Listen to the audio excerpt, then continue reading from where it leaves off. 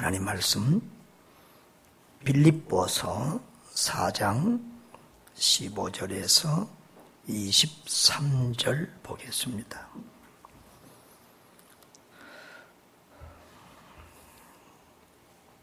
빌립보서 4장 15절에서 23절.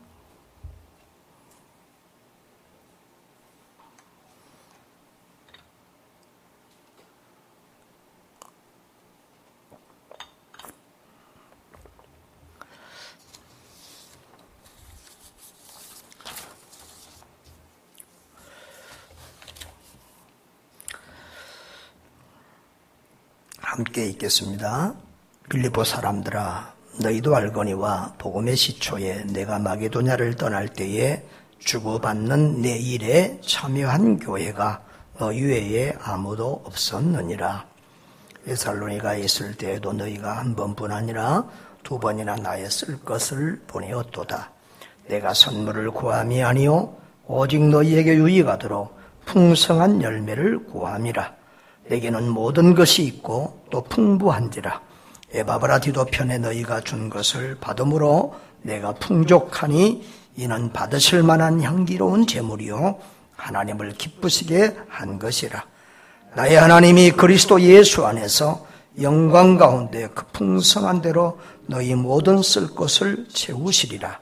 하나님 곧 우리 아버지께 세세 무궁하도록 영광을 돌릴지어다. 아멘. 그리스도 예수 안에 있는 성도에게 각각 문안하라. 나와 함께 있는 형제들이 너희에게 문안하고 모든 성도들이 너희에게 문안하되 특히 가이사의 집 사람들 중 몇이니라. 주 예수 그리스도의 은혜가 너희 심령에 있을지어다. 아멘.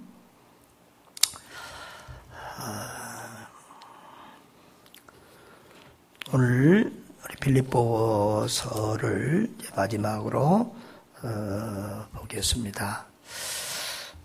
이 빌립보서는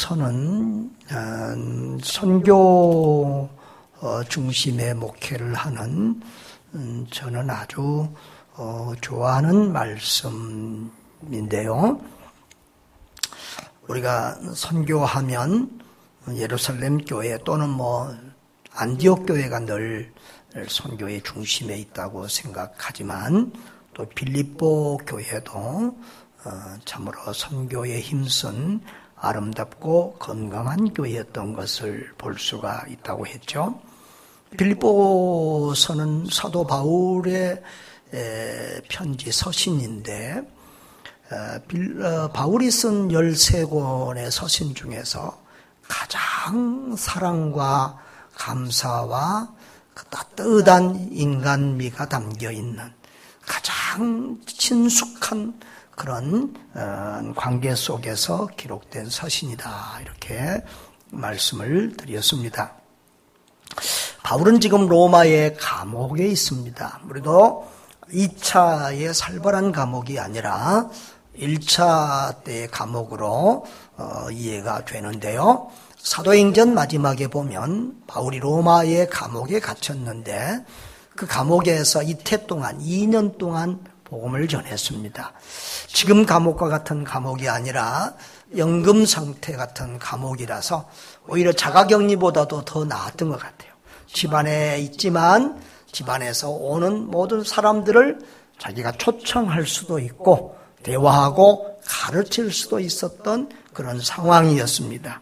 그래서 어찌 보면 하나님께서 바울 사도를 집안에 가둬놓고 많은 사람들에게 종일 성경을 가르치도록 이렇게 기회를 주셨다. 그렇게 볼 수도 있는 시간이었어요. 그래서 바울 사도는 자기가 지금 감옥에 갇혀 있지만 오히려 복음의 진보가 되었다.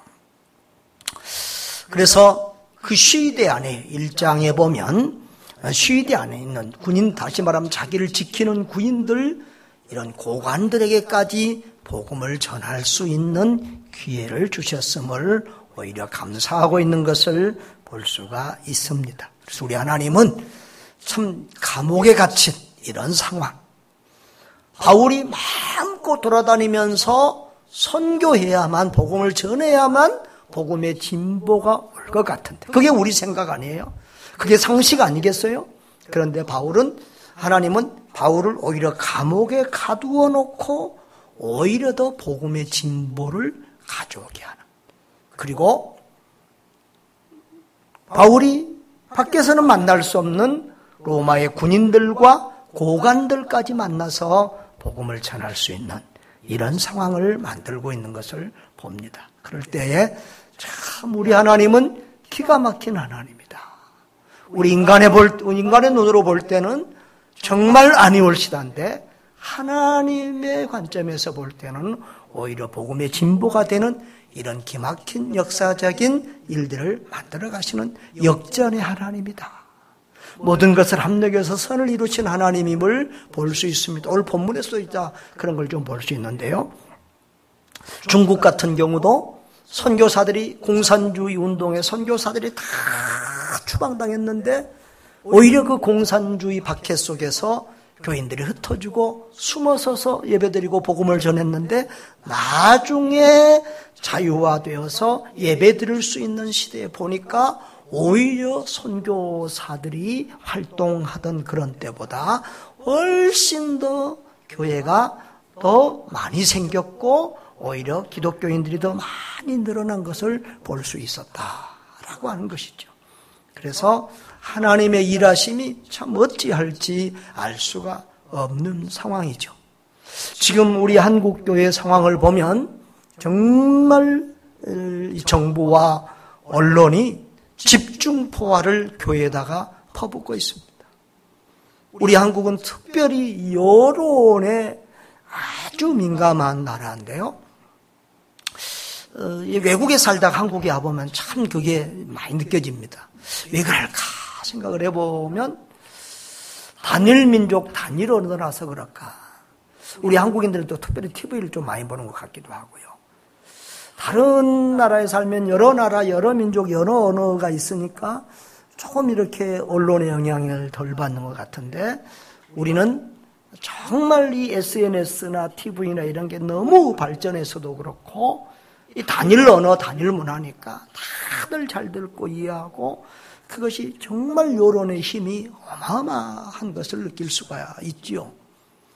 사실 박근혜 대통령을 이렇게 탄핵하고 몰아낸 것도 어떻게 보면 언론이라고 볼 수 있죠. JTBC 한 언론이 이렇게 분위기를 조장해 가면서 또 이렇게 해서 결국은 탄핵을 당하는 상황까지 갔는데요.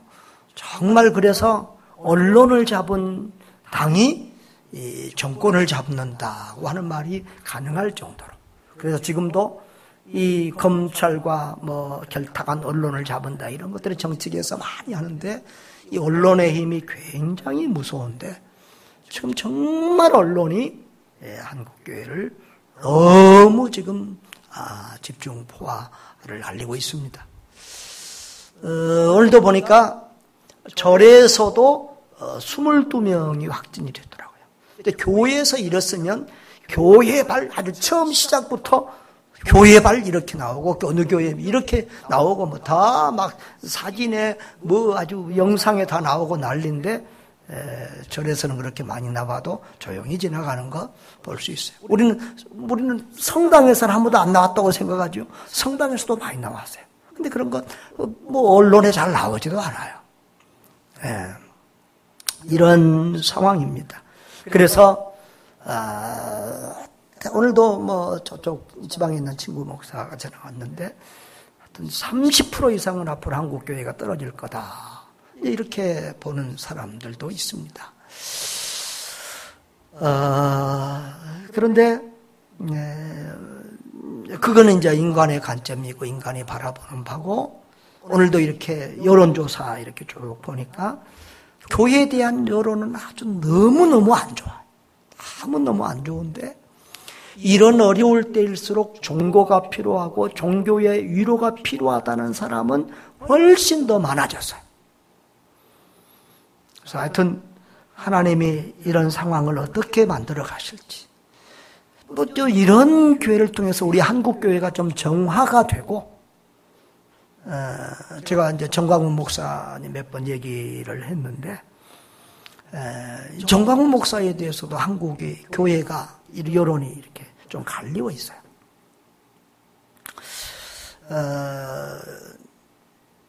저는 이제 정광훈 목사를 평가할 때, 이번에도 자기가 감옥에 나와서 이렇게 대담을 했는데,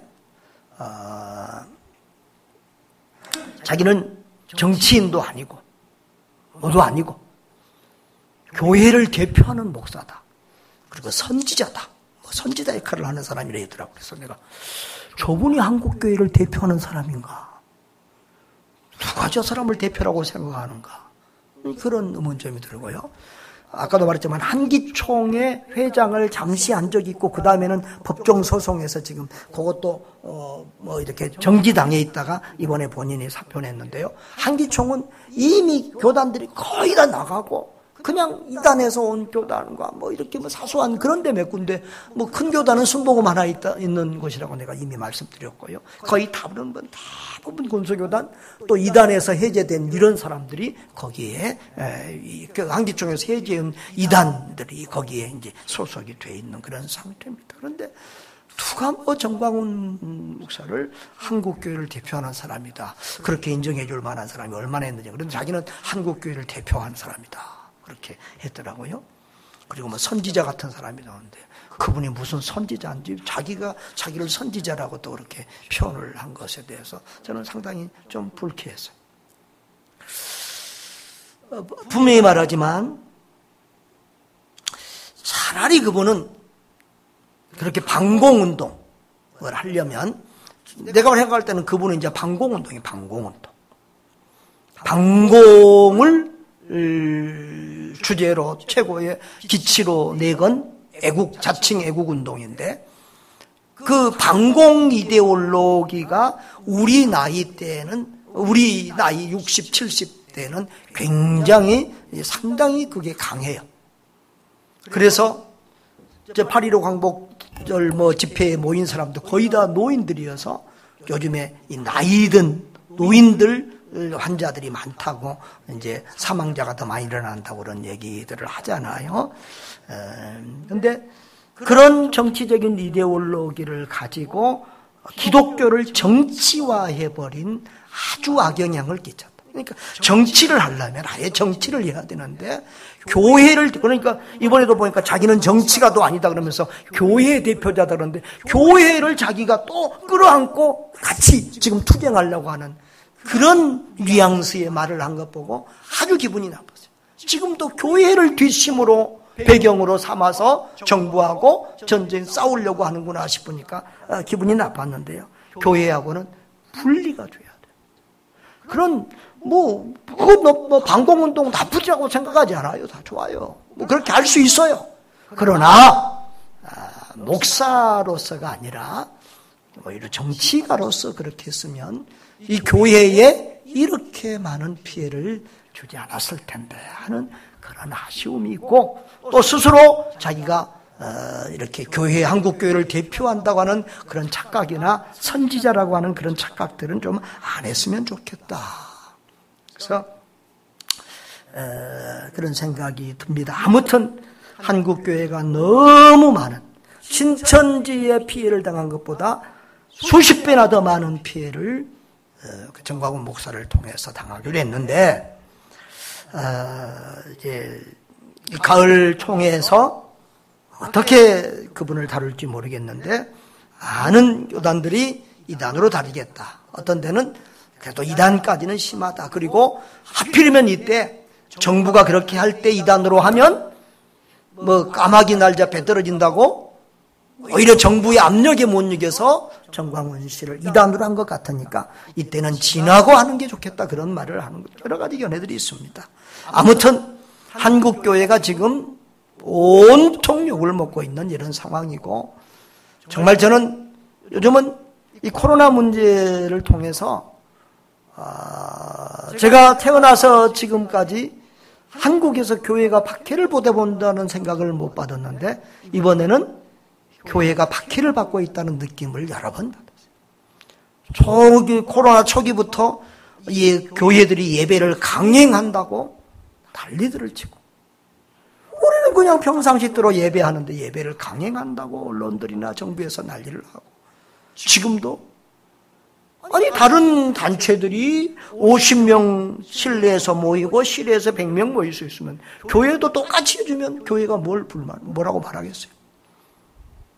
거리 유지하고 마스크 쓰고 하면서 예배드리기 하면 우리가 뭐라고 말하겠어요? 그런데 교회만 특별하게 뭐 대면 예배 드리지 말아라. 대면 예배, 비대면 예배가 성경에 어디가 있어요? 네? 비대면 예배라는 말이 성경에 어디가 있어요? 있을 수 없는 얘기들을 이렇게 하고 있는 것이 상당히 참 우리를 어렵게 만들고 있습니다. 그러나 하나님은 참 이런 것을 통해서 우리 한국교회가 한번 자정하고 교회가 너무 정치 쪽에 좀 관여 안 했으면 좋겠어요. 정치와 종교가 완전히 분리될 수는 없어요. 왜? 우리 삶에는 정치도 필요하고 종교도 필요하기 때문에 완전히 분리될 수는 없지만, 그러나 정치와 종교는 거리를 둬야 된다.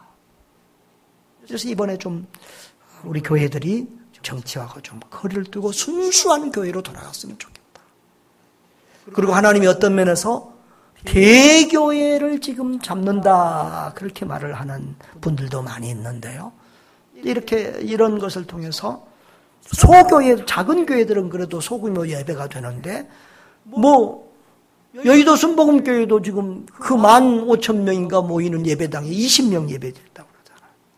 이런 상황이 되니까 대교회들은, 또 코로나 상황이 되면서 대교회들은 굉장히 정부에서 압력을 넣어서 이 대교회들이 굉장히 더 큰 피해를 입습니다. 그래서 대교회가 생기니까 자꾸 교권이 생기고 힘이 생기고 정치적인 힘들이 생기고 또 교회가 건강치 못하게 되는 부분들이 있습니다. 그래서 교회 건강을 생각하는 교회들은 100명 이하의 교회로 교회들을 자꾸 나누고 있는 추세이기도 합니다. 대교회가 건강하지 못하다. 이것은 이제 뭐 그냥 예배만 드리고 왔다 갔다 교회 생활, 뭐 봉사 이런 거 안 하니까 그런 가능성들은 충분히 많죠. 아무튼 이런 일들을 통해서 우리 한국교회가 건강해지고, 또 우리 그 한국교회가 건강하고 바로 서면 또 떠난 언론과 여론과 또 국민의 마음도 다시 돌아올 날이 있을 줄 믿습니다. 우리 하나님은 모든 것을 합력해서 선을 이루신다. 그래서 꼭 그것을 소망을 가지고 이렇게 봤으면 좋겠습니다.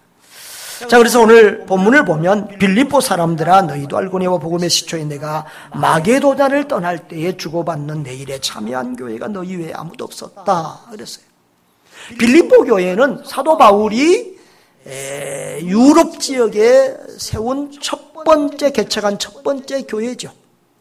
아시아 지역, 터키 지역을 열심히 선교하기를 원하고 그쪽 지역을 돌아보기를 원하는데 자꾸만 하나님께서 길을 막고 또 못 가게 하니까 이게 무슨 뜻인가 하고 기도하는 중에 성령께서 환상을 보여주시면서 저 마게도냐 지역에서 건너와서 우리를 도우라고 하는 그런 환상을 보여주심으로 바울이 성령님께서, 하나님께서 지금 우리의 선교의 방향을 저 유럽 지역으로 돌리고 계신다, 확장하고 계신다 라고 하는 그런 것을 깨닫고 유럽으로 이렇게 복음을 전파하게 되었습니다. 하나님은 늘 박해와 또 핍박이나 이런 고난을 통해서 때로는 우리의 선교의 문을 막음으로 해서 하나님의 선교를 방향을 틀고 펼쳐나가는 경우도 많아요. 예루살렘 교회가 폭발적으로 부흥하는데 그 예루살렘 교회가 선교의 사명 감당하지 못하니 안 하니까 하나님이 박해를 통해서 흩으셔서 세계 선교, 안디옥 교회가 세워지게 하고 세계 선교가 되어지게 하고, 어떻게 보면 중국도 지금 선교사들이 너무 많아서 하나님이 좀 흩고 계시지 않는가 이런 생각도 들고요. 하나님은 우리가 생각하는 것과는 다른 여러 가지 방법들로 하나님 당신의 선교를 이루어가는 줄 믿습니다. 그래서 모든 것을 합력해서 세계 선교를 이루어가시는 우리 주님의 모습을 보아야 될 줄 믿습니다.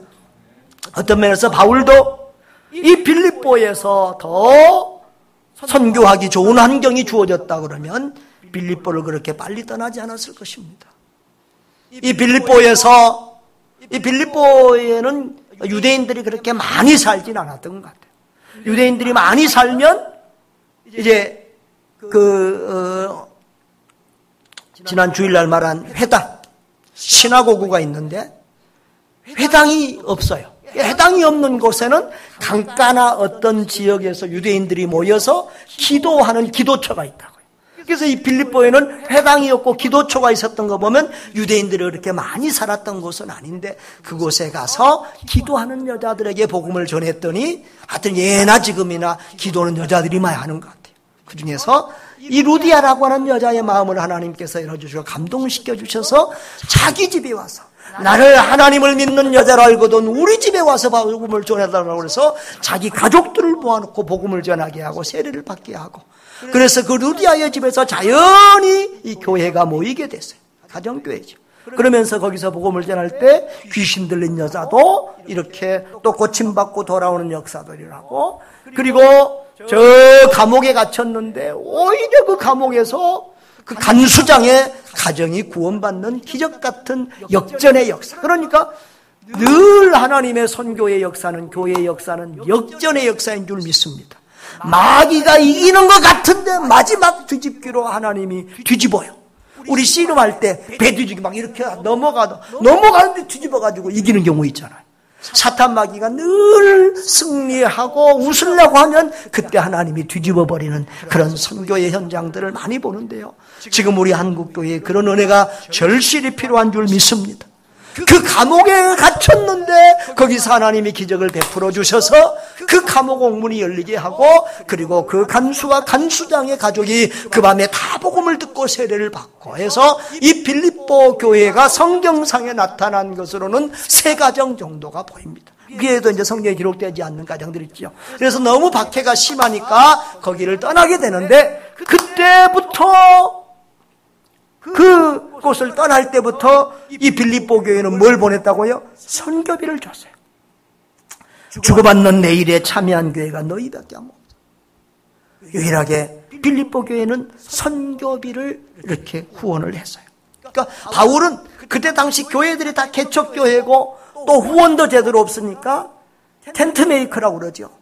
자기가 그 텐트 만드는 기술을 사용해 가면서 돈을 벌기도 하면서 선교도 하면서 이랬는데 이 빌립보 교회가 선교비를 후원한 거예요.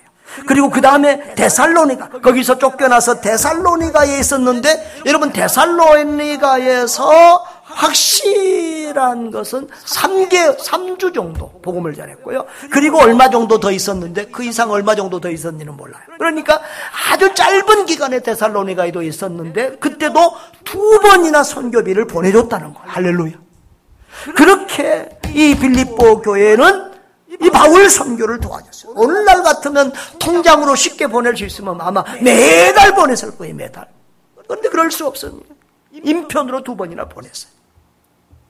그런데 지금 또 로마의 감옥에 있는데 인편에 그 먼 외국 땅에까지 먼 거리입니다. 그 먼 외국까지 이렇게 사람의 편에 필요한 물질 또 물건들을 다 이렇게 보내서 정말 감사한 마음으로 지금 빌립보 교회의 편지를 쓰고 있어요. 그러면서 이제 17절에 보면 내가 선물을 구함이 아니요 오직 너희에게 유익하도록 풍성한 열매를 구함이라 그랬어요. 잘못하면 지금 바울 사도가 이 빌립보 교인들에게 감사하다 너무 그 물건 보내준 것에 대해서 너무 또 어떻게 하면 이거 또 더 보내달라는가 보다, 더 많은 후원해달라는 그런 사인이구나 이렇게 받아들일 수 있으니까 바울 사도는 굉장히 조심하면서 내가 선물을 구함이 아니요 너희가 지금 돈 더 많이 보내주고 물건 더 많이 보내달라고 하는 게 아니다. 오직 너희에게 유익하도록 풍성한 열매를 구함이라. 아멘. 오직 성도들의 유익과 교회의 유익을 위하여 풍성한 은혜와 축복을 구하고 있는 것을 볼 수 있습니다. 8절에 보면 내게는 모든 것이 있고 또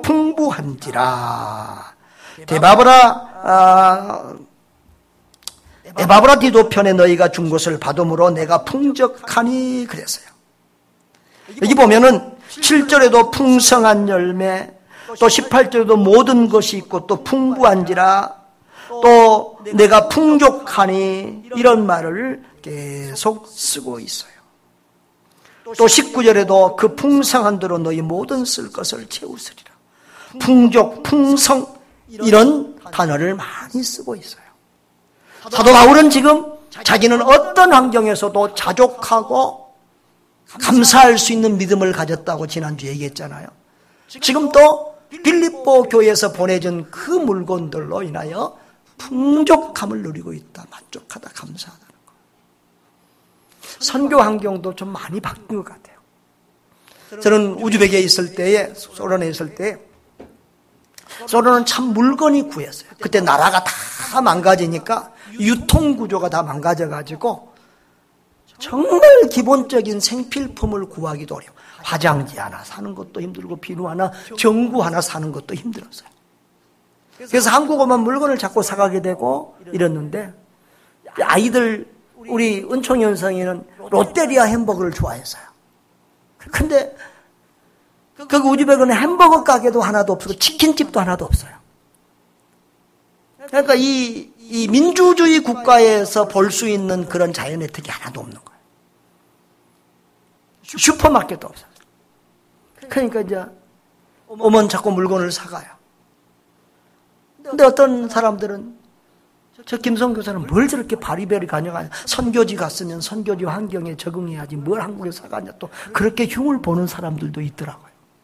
아무튼 제가 그렇게 그런 어려움이 있어서 그 다음에 선교지를 가면 바리바리 싸가는 경향이 있었어요. 그러니까 거기서는 생선 한 마리도, 저는 이 바닷가 사람이라서 이 생선 냄새나 바다 풀 냄새가 좀 나야 맛이 있는데, 생선이 없고 바다가 없이고 풀이 없으니까, 그리고 유통구조가 안 되니까 1년에 동태 한 마리 맛보는 것도 1년에 한두 번 특별하게 어디서 왔다 그러면 선교사들끼리 연락해갖고 막 잽싸게 달려가야 한두 마리 사올 수 있는 그런 상황이거든요. 그래서 선교사님들이 뭐 먹고 싶다 그러면 바리바리 싸가는 게 내 이제 습관이 돼가지고 선교 갈 때마다 허리가 부러지게 가죠. 지난번에 아프리카 갈 때는 여러 집을 둘러야 되는데, 또 애들이 교회마다 성도들 숫자가 많으니까 볼펜 하나를 가져가도 이게 어마어마하게 숫자가 많은 거예요. 그런데 짐이 너무 오버돼가지고 세상에 그걸 조금이라도 더 가져가려고 우리 김용부 집사님은 공항에서 자기 옷을 벗어가지고 가벼운 얇은 옷을 입고, 그리고 이 짐을 전 목사 가고 있는데 다시 오라고 돌려보내고 또 일부 빼고 그렇게 해서 갔어요. 이게 오버차기를 묻으면요, 그 물건 우리가 산 것보다 몇 배나 돈이 더 물어버리니까. 그런데 거기 아프리카 가보니까요, 웬만한 건 있더라고. 비싸서 그렇죠. 그래서 요즘은 내가 앞으로 좀 생각을 내가 바꿔야 되지 않을까 싶어요. 요즘은 웬만한 거, 저 연해주도 가보면은요, 한국 뭐 도시락면, 뭐 도시락, 뭐 이런, 햇반 이런 것도 팔아요. 그래서, 야, 이거 옛날 내 생각하고 선교하면 안 되겠구나. 이제 그런 생각이 좀 들 때가 있어요. 이제, 그리고 이제 나이 들어가면 뭐, 힘도 없어서 못 가고. 그, 이동희 목사님은 85세인데도 선교지 이렇게 다니시잖아요. 지금도 쫙 브라질 남미까지 다니는데, 꼭 그 마른 구운 김 몇 개 딱 가방에 싸고 선교사님들 김 하나씩 준다고 그래요. 아무튼 참 이때 바울 사도는 너무 어려우니까 그 감옥에서 쓸 모든 물건들을 이렇게 가지고, 또 뭐 현찰도 가지고 왔겠죠. 그렇게 해서 가져갔는데, 상관 얼마나 빌립보 교인들이 풍성하게 보냈는지, 또 바울의 마음이 그렇죠. 풍족하다, 풍족하다. 내가 풍족하다, 감사하다. 그러면서 이는 하나님이 받으실 만한 향기로운 재물이다는 것. 이 선교의 물품과 선교에 필요한 모든 것, 선교사에게 한 그런 모든 것은 인간 바울에게 한 것이 아니라 인간 바울에게 한 것 같지만 실상은 하나님께 드린 향기로운 제물이다. 아멘. 하나님이 받으실 만한 향기로운 제물이다. 그리고 인간 바울을 기쁘게 한 것 같지만 실상은 하나님을 기쁘시게 한 것이라. 할렐루야. 우리 18절 다 같이 한번 읽어봅시다. 시작. 내게는 모든 것이 있고 또 풍부한지라 에바브라디도 펴낸다. 이가 준 것을 받음으로 내가 풍족하니 이는 받으실 만한 향기로운 제물이요 하나님을 기쁘시게 한 것이라. 할렐루야. 우리가 향기로운 제물 이렇게 많이 표현하는데요, 바로 이곳에 나온 말씀이 향기로운 제물이죠. 헌금을 또 헌물을 향기로운 제물이라고 이렇게 표현하고 있습니다. 그렇습니다. 우리가 헌금을 드릴 때, 우리가 헌물을 드릴 때 하나님이 직접 나타나서 하나님의 손으로 받는 것 여러분 보셨어요? 그런 경험이 있어요? 없어요. 교회를 통해서 드리고 또 선교사님들은 누구 사람에게 줍니다. 주의 이름으로 주님을 섬기듯 주님께 드리듯 한 그 모든 것이 하나님께 드린 것인 줄 믿으시기를 바랍니다. 하나님이 받으실 만한 향기로운 제물이요 하나님을 기쁘시게 한 것임을 기억하시기를 주의 이름으로 축복합니다. 교회를 위해서, 주의 사자를 위해서, 선교사님들을 위해서 드린 모든 것이 하나님께 드린 것이요 하나님을 기쁘시게 한 것이라.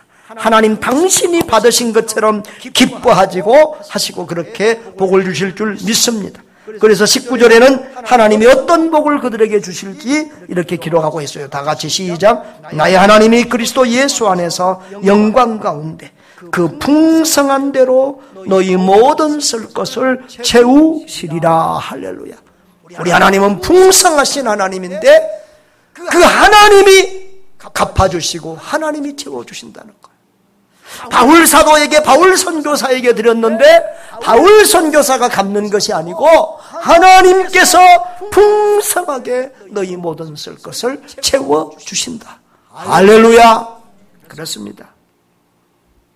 우리가 하나님의 일에, 하나님의 교회에, 하나님의 사람들에게 심으면 하나님께서 우리의 가정과 우리의 또 기업과 우리의 후손들 범사에 하나님께서 모든 풍성한 것을 은혜로 채워주실 줄 믿습니다.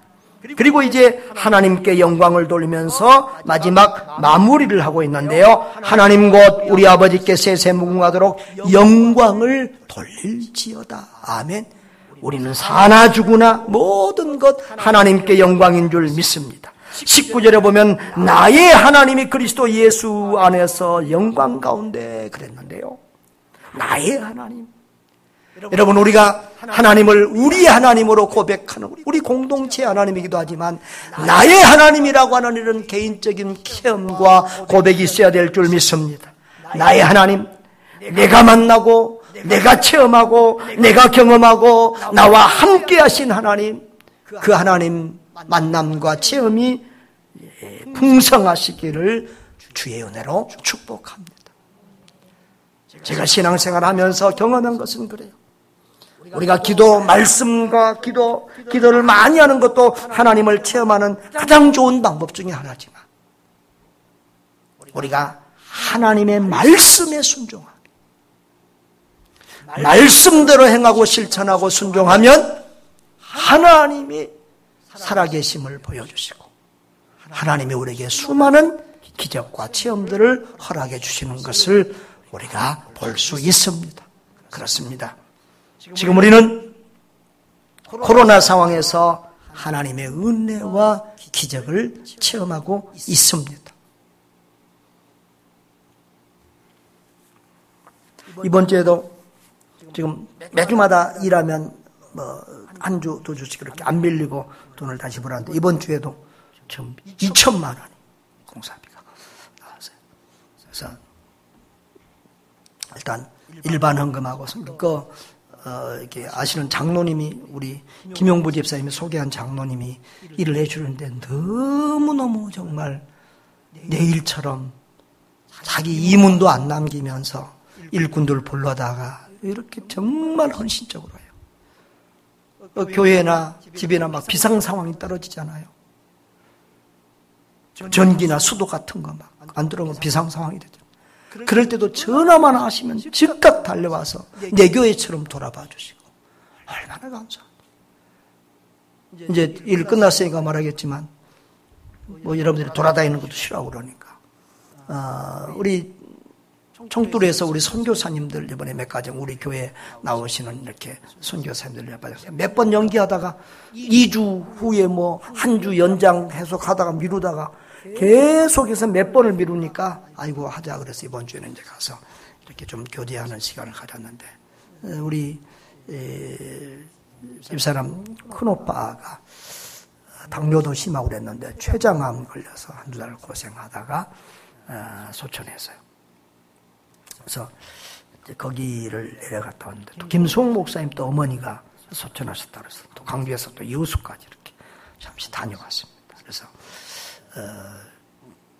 그저께는 하루에 내가 한 800km 정도를 부산을 거의 왕복할 만큼 운전을 했더라고요. 아무튼 그렇게 좀 다녀왔는데요. 어제 그저께 밤에 광주에 있는데 장례식장에 있는데 새벽에 전화가 왔어요. 김우중 물이 터져가지고 밑에 집까지 다 망가졌다. 그래가지고 새벽 2시, 3시에 막 전화가 오고 난리가 났어요. 우리 그 집 정수기 뒤에 호수가 터져갖고 밑으로 이제 쏟아진 거예요. 그래서 밑에 집은 막 물이 쏟아지고 난리가 났어요. 그래서 이제 배상해줘야 될 그런 상황이에요. 그런 유급한 상황도 우리가 생기고 그러잖아요. 지난주에도 우리 교회 또 수도가 저쪽에 또 3층에 터져가지고 막 또 난리가 나고. 그런 상황에서도 말씀만 하면 즉각 달려와서 이렇게 해주시고. 우리 집은 정수기 회사에서 밑에 집 다 배상해주기로 했어요. 잘 이렇게 됐는데요. 아무튼 그래서 그분 자기 이문도 안 남기고 남의 일 한 거니까 항상 뭐 이렇게 미루지 않고 바로바로 즉각 지불을 해야 되는 상황이라서 이렇게 다 지불을 했어요. 근데 선교비를 웬만하면 안 건드리는데 선교비 보내는 주간이 셋째 주일 지나고 보내니까 잠깐 여유 있으니까 지금 좀 그것까지 해서 지금 다 갚았어요. 하나님께서 이제 또 두세 주 만에 또 1,000만 원 이상 채워주셔야 돼요. 아무튼 여러분 지금 우리가 이 코로나 기간에 일반적인 것 말고 특별 지출한 게 한 6천만 원 이상 가까이 된 것 같아요. 하나님이 은혜로 또 이렇게 감당을 하고 있습니다. 그렇습니다. 나는 늘 그렇게 말합니다. 목회도 하나님이 하시고 선교도 하나님이 하신다. 우리는 순종만 하면 되고 하나님이 기뻐하시는 일만 하면 된다. 그래서 늘 하나님이 하시는 목회, 하나님이 하신 선교를 체험하며 살고 있고 또 앞으로도 그렇게 갈 것입니다. 지난주에는 제가 우리 고신 선교사 훈련원에서 선교사가 되는 분들에게 개강 예배 부흥회를 했잖아요. 그래서 그런 얘기했어요. 내가 계획했던 내 인생보다 하나님께서 훨씬 더 아름답게 인도해 주시고 복 주시고 계신다. 내가 계획하고 내가 계획했고 내가 갖고 싶었던 그 목회의 길, 선교의 길보다 내 뜻대로 내 마음대로 내 선교가 내 목회가 안 됐지만 오히려 하나님의 손에 이끌림 받는 이것이 더 복되다 그런 생각을 했어요. 나는 큰 교회 지어진 예배당 있는 교회 가서 마음껏 선교하고 싶었는데 하나님은 그렇지 않고 월세 사는 교회에 와서 정말 문제만 어려운 교회에 와서 목회하게 하셨지만 큰 교회 가서 영광 받는 것보다도 어려운 교회에 와서 회복하고 부흥하면서 이렇게 선교 중심 목회를 하고 있는 이게 더 훨씬 더 보람되고 행복하다. 내가 내 계획, 내 기도한 대로 내 인생이 안 됐지만 그런 하나님은 오히려 더 아름답게 우리를 사용하고 계신다. 옛날에는 내가 그런 말 했잖아요. 하나님 앞에 전도사 때부터 기도할 때 하나님 큰 교회 편한 교회는 갈 사람 많으니까 나는 작은 교회 힘든 교회 문제 많은 교회 내가 필요한 곳에 보내주세요. 선교지 갈 때도 제일 어려운 곳에 보내주세요. 늘 그렇게 기도했는데 내가 우리 교회 와서 너무 힘드니까 초창기 내가 기도를 잘못했구나. 그리고 후회한다고 내가 그런 말을 한 적이 있었는데 요즘은 그 기도에 대해서도 감사하게 되더라고요. 내가 기도를 잘했다. 편한데 좋은 곳에서 쉬운 곳에서 영광받는 그런 목회 그런 선교도 좋지만 늘 고난의 연장에 힘든 교회 또 어려운 곳에 가서 이렇게 고생하고 수고하면서 하나님의 일이 회복되고 이루어져 가는 것을 볼 때 얼마나 감사하냐. 거기에 따른 행복이 있는 것을 이렇게 보게 되었습니다. 나의 하나님, 여러분의 하나님. 우리가 그 하나님을 날마다 체험하며 만나고 누리는 그런 은혜가 있기를 주의 이름으로 축복합니다. 바울은 그 좋으신 하나님께 먼저 영광을 돌리고 그리고 성도들에게 문안 인사를 하고 있습니다. 여러분 이 성도들에게 항상 서신서 마지막에 보면 각 지역에 있는 성도들에게 바울 사도가 문안 인사를 하고 있는 것을 보고 서로 인사하는 걸 보고 있어요. 그리고 21절 뒤에 보면 나와 함께 있는 형제들이 너희에게 문안한다. 지금 로마에서 감옥에 갇혀 있는데 바울 사도와 함께하는 동역자들 그 감옥 안에서 만난 교인들이 너희들에게 문안한다는 거예요. 그러니까 로마의 교인이나 저 마게도냐의 빌립보 교회의 교인이나 다 우리는 한 형제, 한 자매, 한 가족이라는 거죠. 그러면서 특히 가이사의 집사람들 중 몇이 또 문안한다고 말합니다. 아까 우리 1장에 보면은 내가 감옥에 갇힌 것이 오히려 더 복음 전도에 유익이 되었다. 시위대까지 시위대. 그러니까 그 경호대, 경호원들, 이 군인들, 경찰들 요즘 말하면 그런 사람들에게까지 복음이 증거되고 있다고 간접적으로 얘기했는데 바로 이 가이사의 집. 가이사가 누굽니까? 로마 황제입니다. 로마 황제 그 가이사의 사람들, 그 가이사의 신하들이나 친족들, 사도행전에 보면 13장에 11장에 보면은 안디옥 교회에 헤롯의 젖동생도 있다고 그랬는데요. 이런 고관들에게까지 복음이 증거되는 그런 오히려 일이 있었다는 거. 감옥에 갇혔는데 우리가 볼 때는 바울의 선교가 끝난 것 같았는데 오히려 그것에서 복음의 진보가 있고